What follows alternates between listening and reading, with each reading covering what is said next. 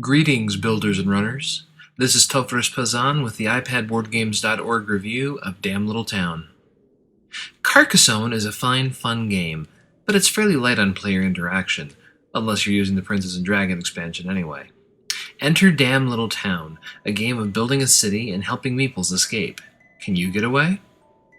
Not unlike Dungeon Heroes, Damn Little Town is played in two distinct phases. In the building phase, each player, 2 on a 7x7 grid or up to 4 on a 9x9, is given a tile containing either a piece of a building, a path, or both. You place the tile, populating it with a meeple if you'd like, if it's a building part. Your ultimate goal is to enclose buildings to keep you safe from the monsters that show up in Phase 2, and to connect a path to the temples located in the four corners of the map. Ultimately, your meeples must escape to these locations. Holes will also randomly appear. These are dead spaces for all practical purposes. Once all tiles are placed, monsters are randomly placed on the holes. Each player will then place a few monster tiles. They must be adjacent to a monster of the same color and cannot enter a closed building until the super monsters come out. After placing their monsters, players have 5 points of movement to divide among their meeples in an all-out race for the temples. You get 3 points for each meeple you place, and 5 for each that escapes. Once no escape is possible, you get 2 for each meeple still standing, but you lose 2 for each meeple destroyed by a monster tile.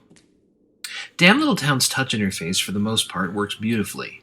Colored squares indicate where you can place tiles, a simple tap rotates through all the legal placements, and the interface goes to great pains to make it clear whose turn it is at any given moment. The rules use a large, easy-to-read font, but are not accessible during gameplay. You will also receive a few tutorial messages the first time you play. These will give you the absolute basics if you're really impatient, but a perusal of the rules is still recommended. The game's price model deserves some mention. While the initial download is free, it is also somewhat limited.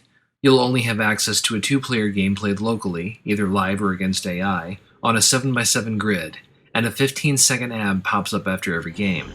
A $3 unlock gives you access to a 9x9, up to 4 players, online play, and removes the ads. Online play is handled via Game Center and seems to be limited to 2 players. We were never able to successfully find an opponent, so we're not certain. Damn Little Town is not an especially complicated game, but its simple setup still has room for a fair amount of tactics.